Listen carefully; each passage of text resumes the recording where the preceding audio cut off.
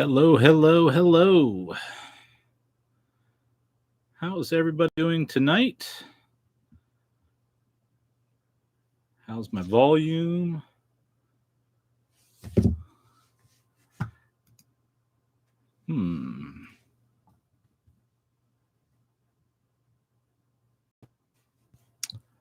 How is it going? Cheesier, Claudio, how are you? Happy Friday. Hope you had a good week. Ninjatron is here. Let the party get started now. Checking out my double backup here. Make sure it's all working. Is it all working? Yes, it is. All right. How's everybody doing? No. Here we go again. Welcome to the Friday Night Live Toy Armada. Move some stuff around today in the office. Always a seek and find in here every Friday. How's everybody doing? I am Aaron Archer, and we are going to talk some strange stuff tonight. Kind of building off last week's podcast. So hopefully, thank you, Cheesier. Thumbs up indeed. Appreciate that. So we're going to go through this stuff. We can ask questions.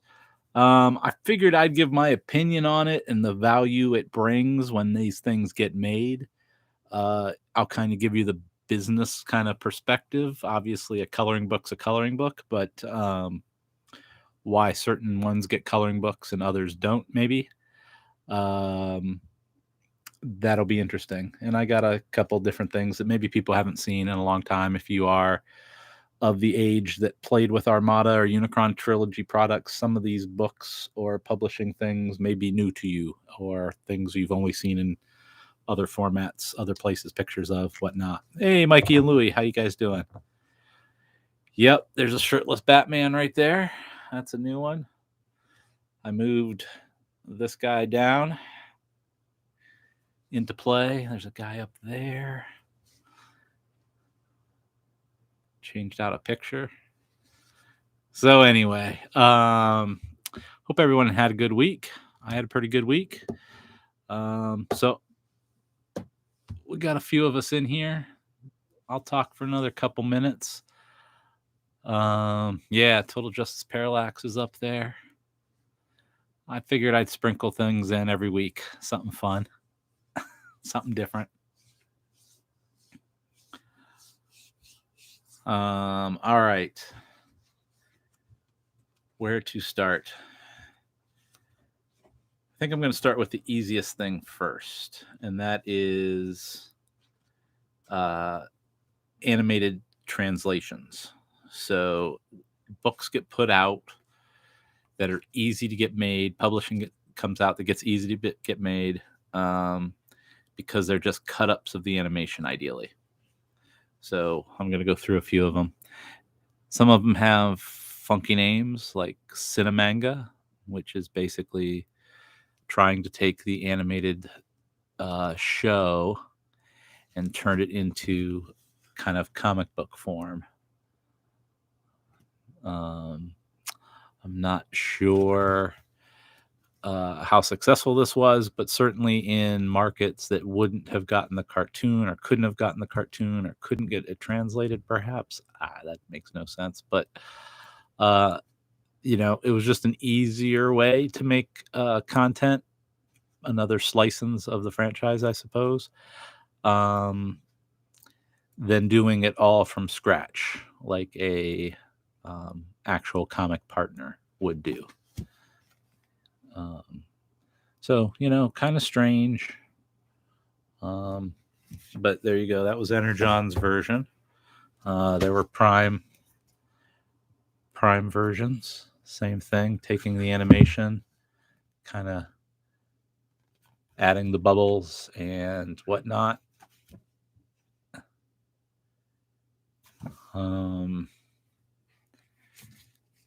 Yeah, that would make sense, Ninjatron. pre-VHS days, this would be very much more interesting, but they did it with animated too, to some better effect maybe. But it was still, the animated show cut up. And then there's another form, they could take kind of a kids reader format. It's the same kind of deal, just cut up so the show.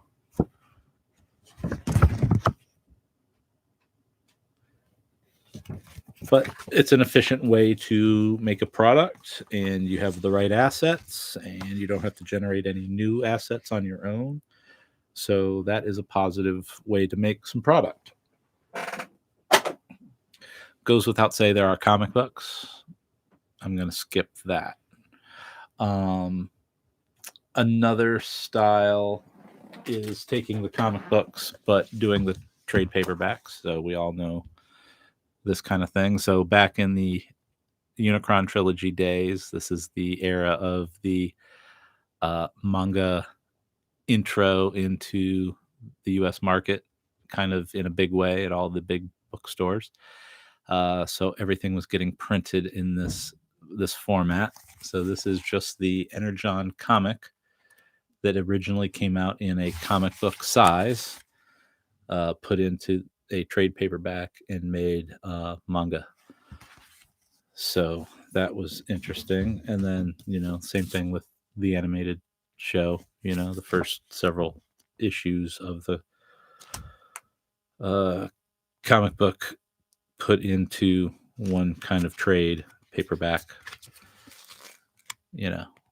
so and that's another way to do it. And then you have room for all this kind of funky art stuff. Look at that guy.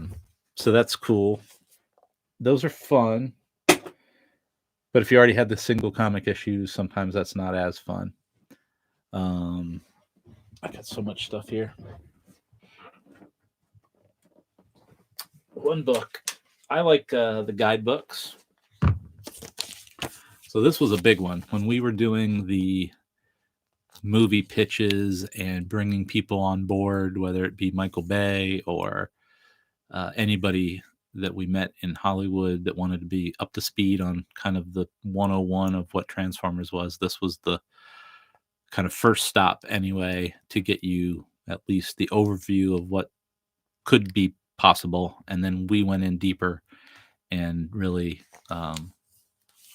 got into it. One thing I found in here, which is kind of fun, is actual G2 napkins that Dave Kunitz gave me, who's an old G.I. Joe designer and colleague when I was we were both in management together. He did the Defiant space shuttle. He gave me those one day. He found them in his stash of stuff from the G2 days and handed that to me. I thought that was pretty cool. So it lives in that book, and then there's sticker books. We kind of covered that a little bit last week, where you just have, this one really went to town on that Armada style guide. It's mostly just stickers with some kind of clever animated backgrounds to use. What did they use on this G1? Oh, I guess you're just putting the stickers on the illustrations. That's not as fun. Not as fun. Sticker books are good because it's an activity in a way. It's a different license. It's not a coloring book. Kids that don't want to color, parents that don't want their kids to have messy things. These low-tax sticker books are a good alternative. So that's why they kind of exist. Gonna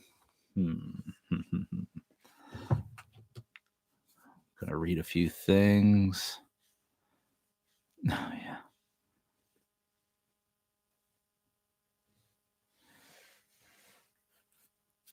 All right. I got a couple. kind of cover some of what we did in Armada, but you know, if the brand is big enough, then. So this is another type. This is a reader book that gets its own original art, but it's playing off the movie license. So it's kind of like Marcelo did the art in this one. So in its own way, it's a storybook, but they're really trading off the movie style guide to keep in line stylistically with the hype. But then it has some, activity stuff in the back, some puppets you make, some things you can cut out. So interesting. These next couple I bought in Singapore. This is the format of their coloring books. They come with the markers. So that's a format of coloring book. And then these are open. Same market, I believe. And what I liked about these is it was really clean art. Really nice to not get it all necessarily gummed up. So sometimes you can get these coloring books, and like I've said before, it's a nice way to learn how to draw things because it's the only way you see some of this stuff in black and white. And if you want to learn how to color, it gives you something to color. Or when I was drawing, I would trace these to learn how to make the lines the way they needed to be made, So I found that the coloring books were a great resource to me as a kid. I don't even know what this is. This is a 3D poster glasses crime book. Not really sure about this one. Deep cut must have been a new technology they were promoting at this time to keep coloring books more interesting. There's movie activity books. There's animated edition books. They usually come with some sort of stickers or whatnot. I like this one. This is a 400-page animated activity / coloring book. Just endless animated goodness. Here you go again. If you want to learn how to draw animated characters, this is a perfect thing to get. You're not gonna see big, clean black and white art anywhere else. Anywhere else you're gonna see that image. It's gonna be in color. And you can practice your color because you got nice black and white. If you want to learn how to color robots, but you want to do your own thing, use these as a starting point. Don't color them like the way they're supposed to be colored, but use this as a starting point. I don't know. I find them fascinating. All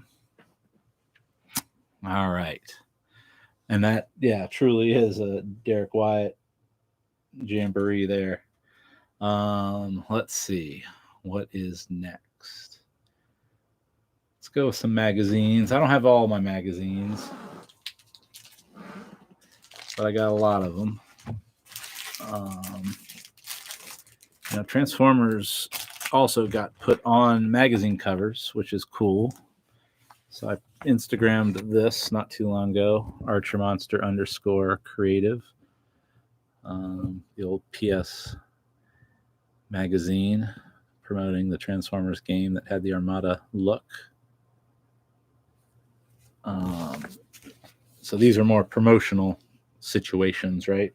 Or hype situations. And that's what they represent. So here's Game Informer with the War for Cybertron game coming out, or the Fall of Cybertron in this case.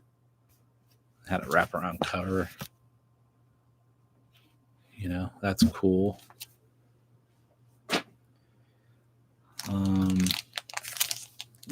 Back in 2007, for those of you that might not have been there, we were on the cover of Wired. That was pretty extreme back then. This was a little toy line that met in Fort Wayne, Indiana a couple times. And all of a sudden, we're on the cover of Wired magazine, you know, right when the movie was coming out. So you knew something was boiling over for sure. I think I'll save this one for the end, and that one. So those are some of the magazine type things.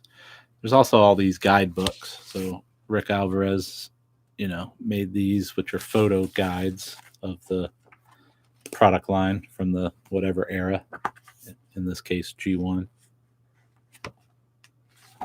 So those are cool. Those are helpful too. We would use those as how to figure out names or looks, because not everybody wanted or could be an encyclopedic, you know, knowledgeable person about every Transformer in every case, right?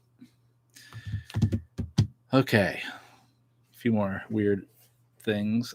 Has any of y'all seen the pop-up book? So Emiliano did the art in this one. This Matthew Reinhardt does all the pop-up books, the Harry Potter, the Star Wars. I got 2 Star Wars ones. Very cool stuff. And he is a Transformer fan. He has been to many BotCons. Clandestine. He shows up, he does his thing, and gets out. Try to find a, you know, look at that. How cool is that? I mean, these things are extreme. You know, look at that. That is crazy. That's a pop-up book. These guys do their thing. So these were examples of the franchise really doing what it needs to do, right? It is excelling. It is getting the full treatment. It is getting the pop-up books, the magazine covers, the retrospectives. And that'll be next what we talk about. It's also getting new content where, you know, once your brand is hot, people want to know more, in this case, the history.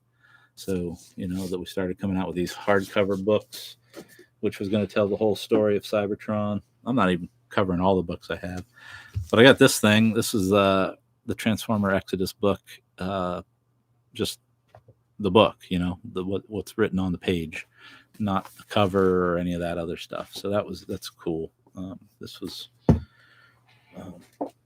you know, little trinket from back in the day. I hope this is interesting to everybody. How's everybody doing? There seems to be a whole bunch of us here. Laser 8, Princeton Phalanx, 59's here. Oh, JS Bono 8. How are you, sir?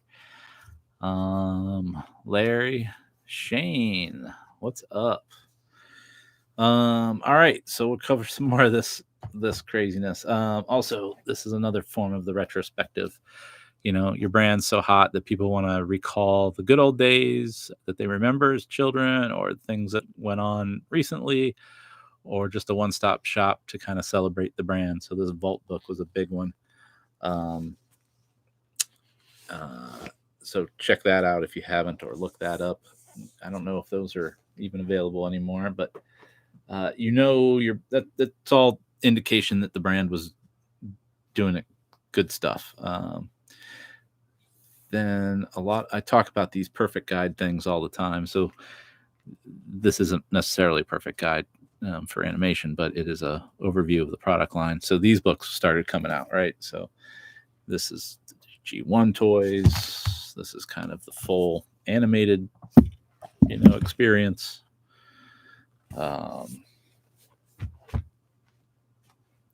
This is Cybertron, or whatever it was called in Japanese. I don't recall. There's Beast Wars. Kind of covers the show, the toy line. You know, these are great overviews. So if you're ever doing the research on what came out and when and what did it look like, and, you know, these are places to go to get that solid information, which is why I have them, because you never knew when you needed to look back or forward or invent off of. So these are something I always enjoyed as in my collection anyway. And then with Transformers, we just had that many more to do. So that's why I have so many.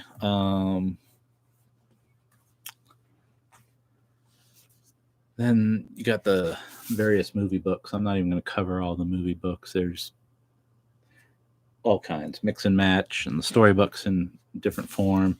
This is the kind of not unlike that early book, the DK book I showed you.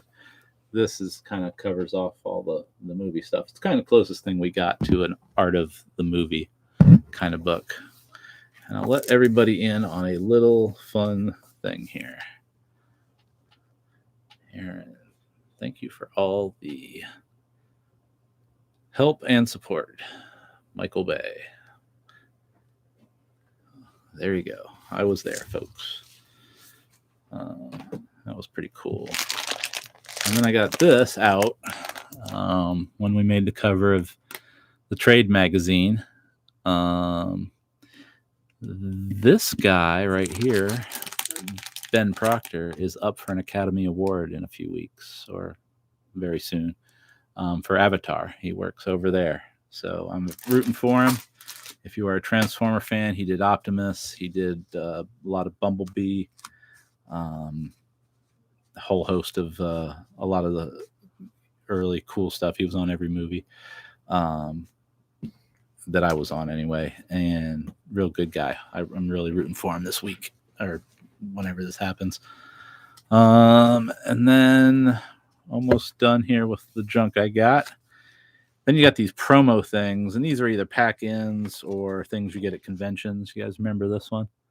This postcard we gave out probably in 03. No, let's call it, 03. Promo in BTR. Look at that. Whoa. Don't know how well that focuses. Rare to see Transformers Armada and Transformers Energon together. So it tells you it was right in that transition. We were hyping the next thing soon. And this was the very first Alternators image I think people saw. So that's interesting. Still got a stack of those, a little short stack.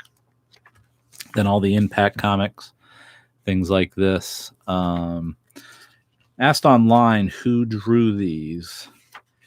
And I'm not entirely sure, but it looks like Marcelo. Pretty sure Marcelo drew at least this one. And if you're out there, let me know. I think this is your work. This one is obviously a Japanese manga we brought over, and I actually had to fill in the bubbles. We didn't get a translation of this, so I had to look at the images and just fake a story that fit the size of the word bubble, because that was part of the art that couldn't be moved or changed. So I did my best, and apparently forget who told me, but somebody told me I did a pretty decent translation for not knowing that I was translating something. So that was good, but I do know the language of comic books. Here's a Japanese version of kind of the same impact kind of materials where they do their cross cells. Okay. Here's some funny stuff. This, I don't know what this was made for, but this was probably internal or for some sort of industry promotion, talking about the game. So it was full of art and probably to get people hyped up about the new game. So that's interesting. There's promotional publishing that goes on as well, things you don't ever see. Here's a perfect example of this. I think this was internal, but it was a way to, no, maybe not, hype up Beast Hunters. I don't know where this would have been promoted or given out back in 2012, but it basically had all the new beasts that got put into Prime. And I'll say it like that. They kind of got put into Prime.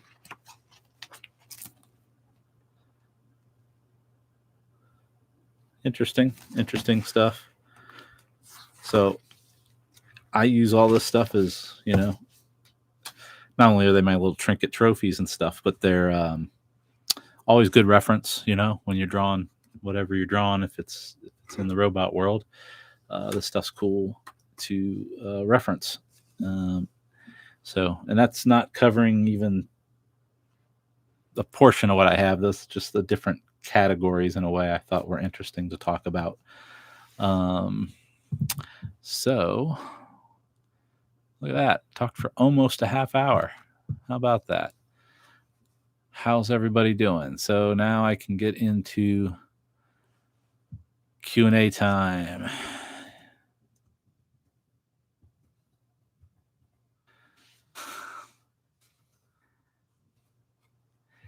Yeah, those catalogs back in the Armada days, I forget how they transitioned into Energon and Cybertron now, but we did the posters for Cybertron. That's what it changed into. They were fun, you know. We didn't do cross sells for a long time, and that was an old-timey kind of thing to do, so that was fun. And then having that extra little bit of content still mattered in the early aughts. Kids were still reading comics somewhat, or would read a comic. So those were kind of cool to impact in. Fun to work on. Not every brand you get that kind of exposure to publishing and storytelling and product photography to the level that we did with those.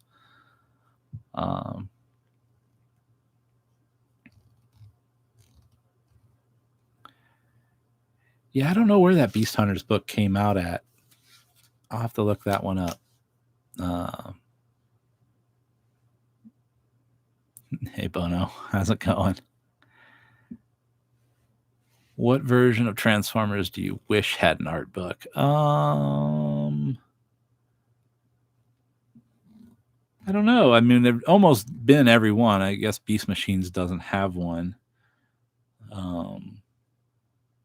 RID 2 doesn't really have one. Does Car Robots have one?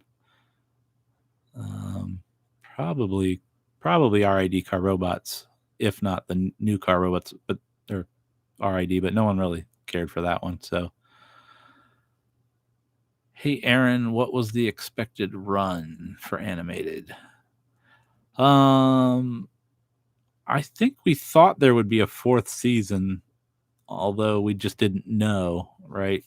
The guys, Marty and might know better. But I think we were hoping for a fourth season, but it got all caught up in the Hasbro network starting, and that changed the dynamic a little bit with Cartoon Network. They really weren't going to, you know, just didn't work at that point. So I think it, and then the movie, the impression the movie left with people was very real and earthbound and gritty and slick, big explosions. So animated all of a sudden felt very different. Whoa, that's a giant cat. No, just kidding. So that is kind of what happened to animated. It all of a sudden was a little bit out of step, even though it was very cool and planned before the movie. That's what happened there. We'll talk more about animated at a later long form, but in general, that's the moral of that story. We were hoping it would run longer. I don't think Beast Machines does have one of those books. I could be wrong. Maybe a fan made one. Hey, T-Farmers 2002. Beast Wars and Beast Machines probably needs an updated one, but I don't know how you would do that at this point. I don't know. I don't know how that would be done. Yeah, those Kenner catalogs are really cool. The Star Wars ones, all of them were very cool. And that was a time when there were fewer channels, so you couldn't, flood the box with advertising. Those catalogs was a legitimate form to communicate to children and parents year round as to what was available and what to get excited about. So now we have the web, we have the commercials that are on multiple channels, targeted advertising, all that. So they're just not as they're an added expense, quite honestly, right? The extra printing and all of that. Have you considered writing a book of your own? You convey the industry story so well, it'd be great to have that committed to the page. Yeah, I don't have a book going, no, but I have contributed in other ways to other people's books lately. Yeah,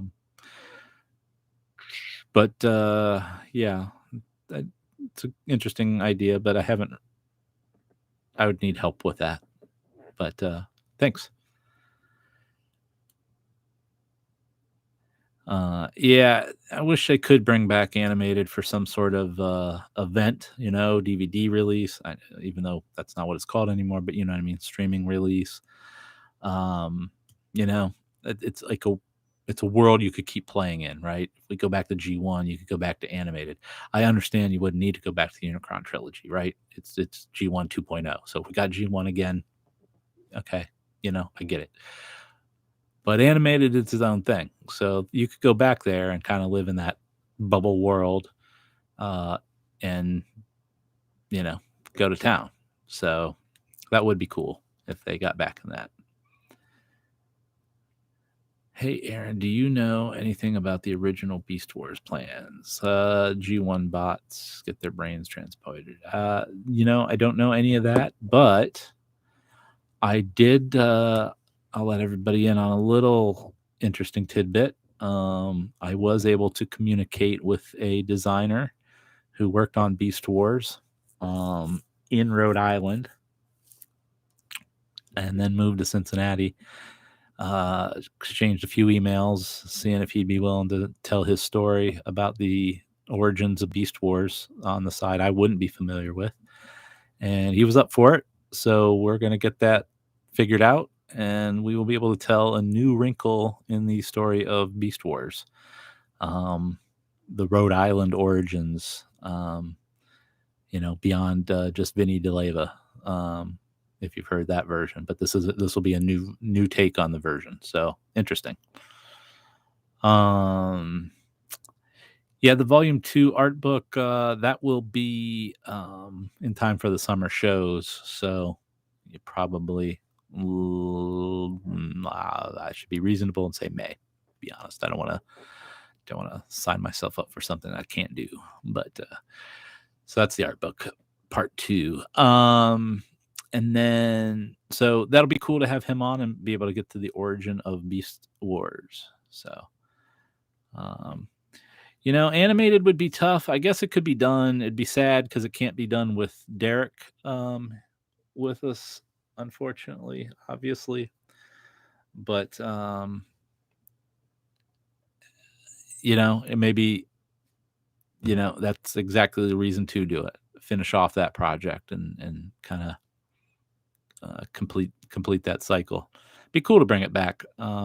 There's plenty of people that would like it, plenty of artwork that's generated. That'd be great.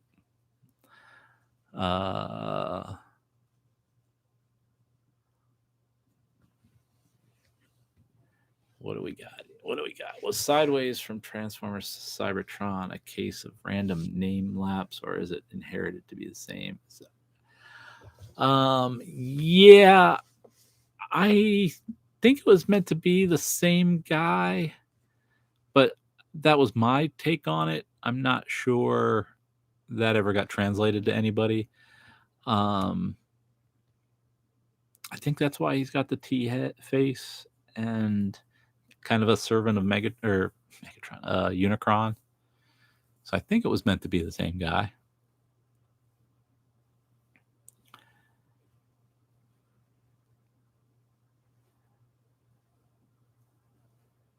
What do you think of the G.I. Joe Transformer crossovers?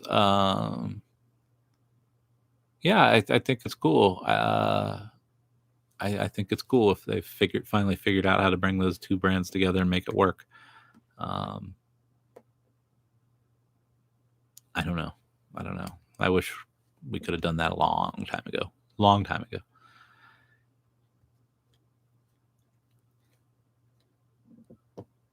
Sideways. Well, Sideways is kind of his own ninja, isn't he? We don't really know what he's up to.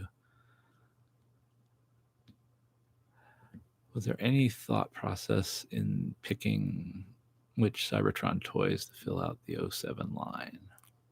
I don't quite follow. Was there any thought process? We tried a lot of things. Sandman figures. No, we never talked about that. We didn't have rights to the Vertigo stuff, other than maybe Swamp Thing, but that was never even discussed. So no.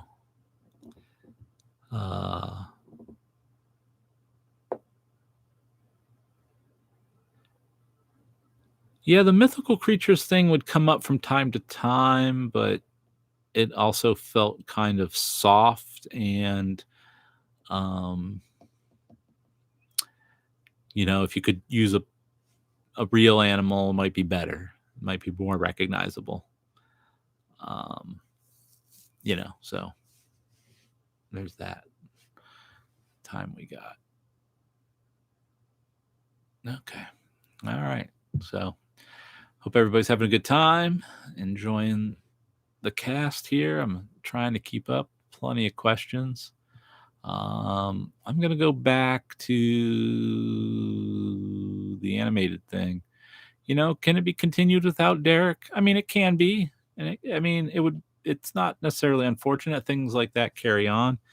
It would be heavily in his style and pay hopefully proper respect towards that.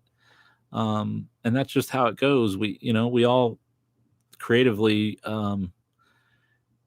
this is just the one we're experiencing and it's the closest to us. But if you think about this, we still get Batman given to us in a Bob Kane style. Bob Kane is not with us, hasn't been for a long time. If your style can carry on and carry your name, that is really the best situation versus just saying, I'm not here anymore and you can't draw like me and you can't move on with the stuff I did. As long as it's treated with respect and name credit is given, I think it's more of an honor that animated would live on even without Derek, as a testament to the work they did and the creations they did. So it's just a different approach you might want to think about. When us creators kick off, we don't necessarily, in every case, some people do want it locked off. But the stuff lives on. We're still drawing Jack Kirby stuff. People still love the Frazetta stuff, products and things that come out. He's not here to approve those things. And that's just how it goes, as long as, again, proper credit and whatnot is given, as it can be. So just a different point of view. So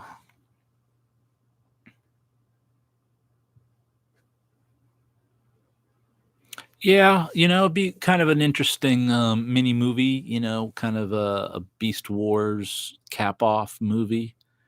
When they were doing the direct to DVD movies, or maybe now a direct streaming situation, if you needed a pocket universe kind of situation, but with all this movie Beasts, I don't think they're going to touch the CG Beast Wars for a while, because it might just muddy the waters.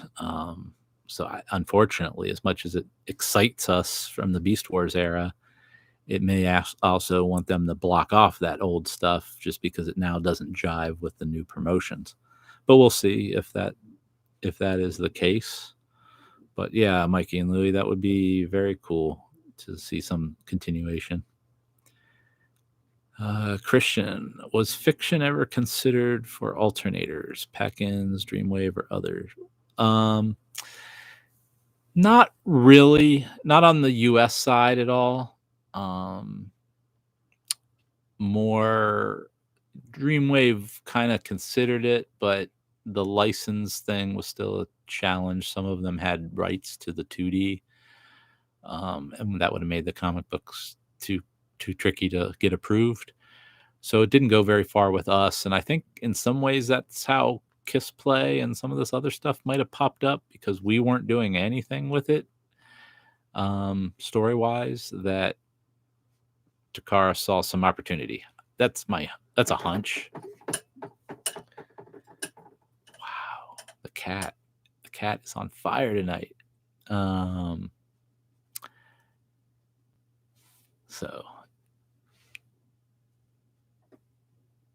let's see.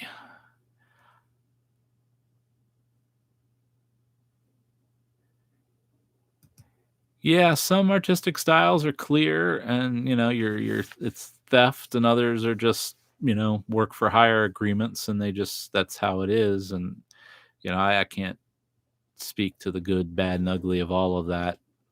Really depends on your situation, but and you can't what you sign away or not knowingly, but you could recreate anything if you wanted to. That's for sure. There were a lot of Cybertron toys redecoed to fill out the 07 movie line. Was there any thought process on which molds to use? It's always kind of what's available and what fits the current price point is often what it comes down to. And in those cases, I believe it was, could they look Earth-like? Were they vehicles that you could believe were in the movie universe, right? So with all that Sector 7 stuff and everything, I think there was a lot of opportunities. So yes, licensors are challenging. Can be. Some are great. Some are needy. Some are nitpicky. Some don't know what they're doing and make it really hard. Some don't know what they're doing and make it really easy. Some know what they're doing, and because you made a good deal with a good partner, and it goes fine every which way. But they're always tricky. Doesn't mean bad, but they are always tricky.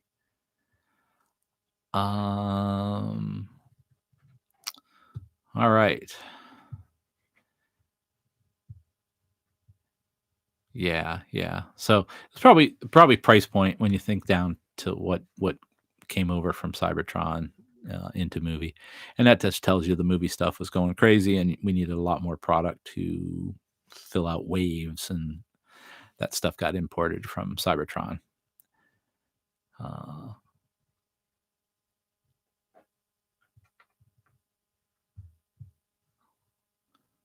What else do we got? Have we figured out what this is yet? Any guesses?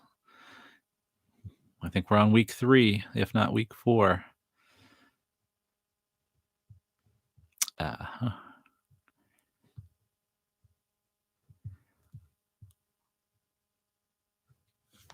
Are there any niche Transformer concepts or stories you'd want to play around with?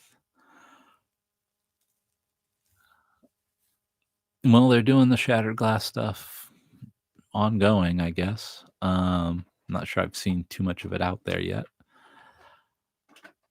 Man, my cat is really annoying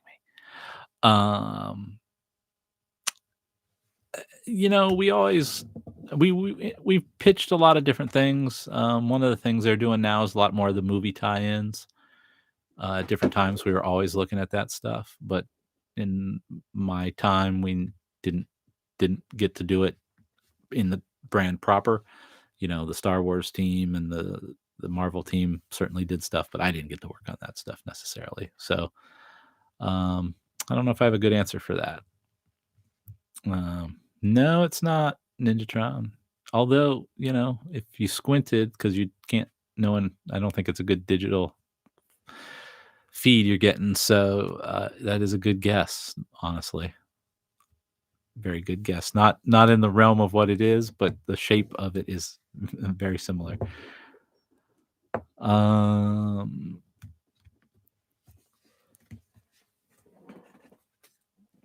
This cat is on the fire. Yeah. The AI stuff's all interesting, and I don't know. Genie's out of the bottle. We'll see how that all goes down. I kind of like AI art, but I recognize that some people, can't get past any of it. Stuff I've played with, it kind of comes out looking unique and on its own, and so I don't know. I don't know how to think about it. But I enjoy it, and it's helped me problem solve a lot of things that I otherwise can't draw with my own, hands. So more to come on that, but I got a project I'm working on, and it's probably 20% AI art. And I've had to really reconsider, or not reconsider, but consider how I was going to think about it. But I don't know. I think it's going to stay in. Might touch it up some more on my own, but we'll see.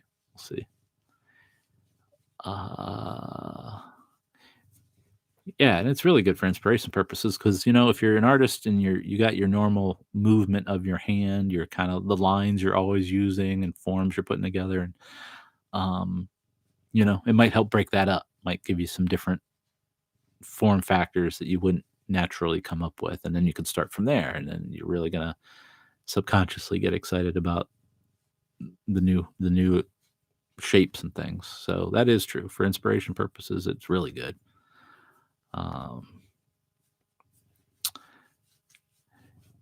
Yeah, well, that's what they got to figure out, I guess. But my output is also the sum parts of all the people I've ever looked at and enjoyed. So I don't know. I can't quite decide if I'm gonna what kind of position I'm want to state, but I don't know. I like it.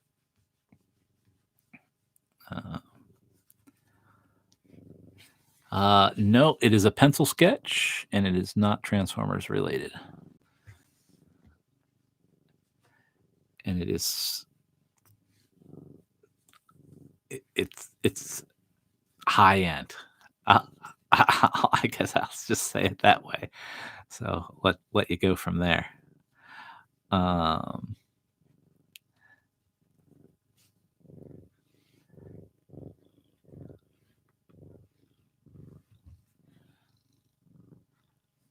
Animated Blitzring was largely done with Eric Siebenahler and Derek.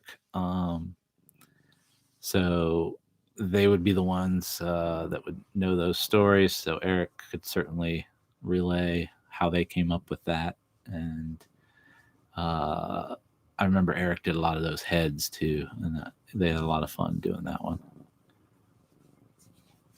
So one of these days I'll get Eric on, and we'll have him on the animated one, because I can't really speak to animated. I can speak to the big deal and why we did it and what started it, and, all that. But once it gets into the actual show and decision making about character designs and stuff, that's largely those on the Eric that can tell those stories. My cat's name is Jiro. There you go.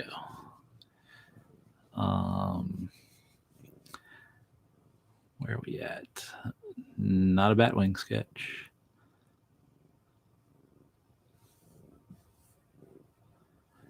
Oh yeah, Horned Owl. Yeah, if you need throwaway art for things and you're just doing a quick inspiration boards or projects like a D&D campaign, and you just need example of a shadowy thing in the woods, oh my God, AI art would be amazing.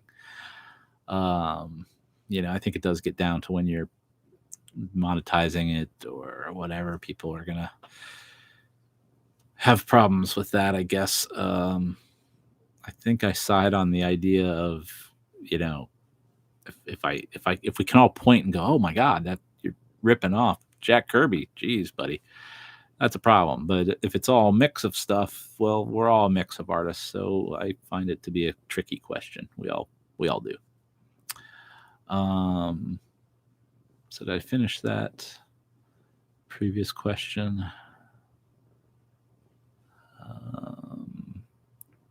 That was talking about the AI for tabletop stuff. Yeah. What toy lines that you did and did not work on that you wish there was an art book of? I wish there was a really good art book of He-Man.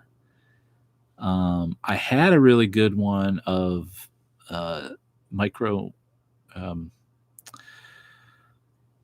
GoBots, the Japanese name for the GoBots. It was a perfect guide for that toy line anyway. It wasn't necessarily any shows. It was the toy line. And I lost it along the way. I let somebody borrow it. I didn't get it back. I'm bummed out about that. But He-Man, I'd like to have a He-Man one. They've done Star Wars. They've done G.I. Joe. I'm not aware of a very good He-Man one.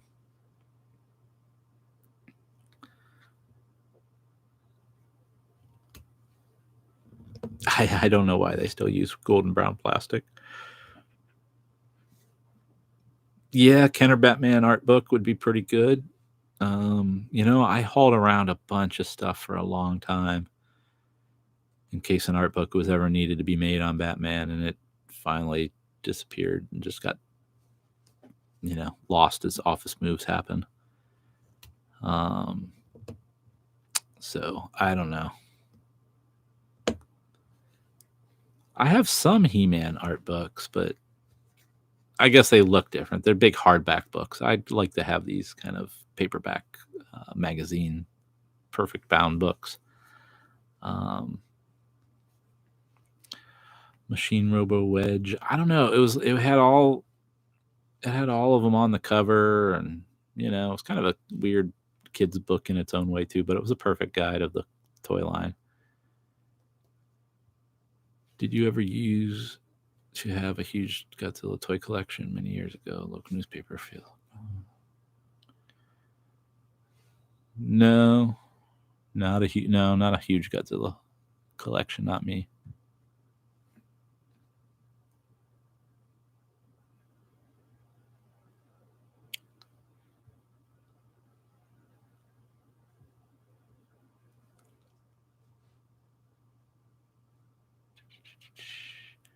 Who was behind the design for Cybertron Thunderblast? I always thought she looked like Alita 1 armors.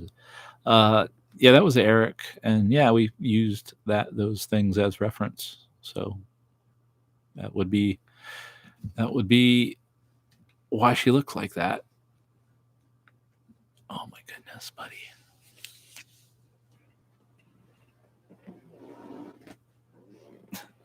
Sorry. All right, so what time we got? Oh, kind of coming to the end. So if you haven't yet, like and subscribe. Appreciate you coming. Check out the website, archermonster.com. I got a shop, sells my artwork and publishing things. My Art of Transformers, black and white. Like we talked about tonight. A few more months, we'll get a color version out. It's not the same book. It'll be a completely different book. Some of the same art, but not just the same book in color. It'll have all other color stuff. And so that'll be coming in a few months. And you could check out other artwork that I have. I am also going to set up a thing. Well, we'll talk about that later. Hasbro owns the name GoBots. It does not own the property GoBots. And then it can kind of secure names that were old GoBot names if they're available in the United States for toy use, but that doesn't mean they own that old character as it was back in that day, or the look of that old character. So the GoBots part of that is tricky. Any hints as to what the next? I don't know. We got to get together and talk about that here soon.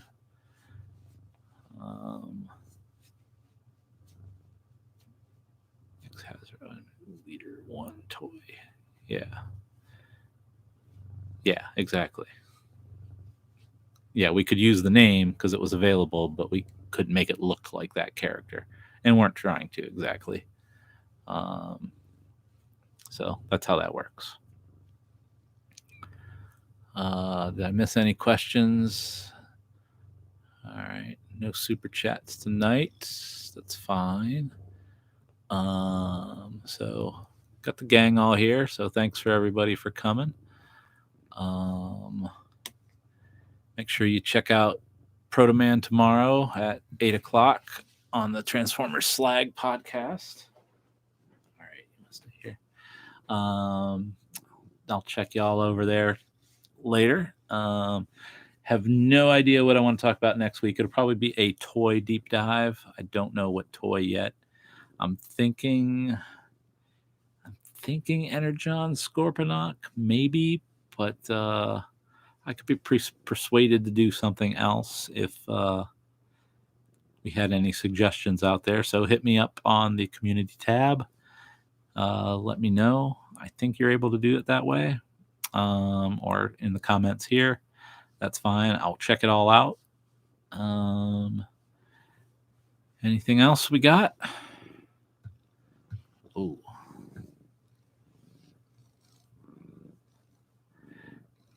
Nope, not a bat spaceship.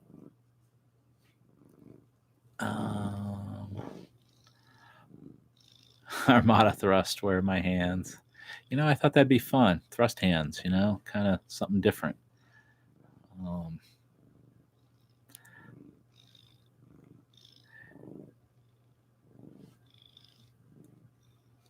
Transformers RD toy design were fully Japanese. Most of them were.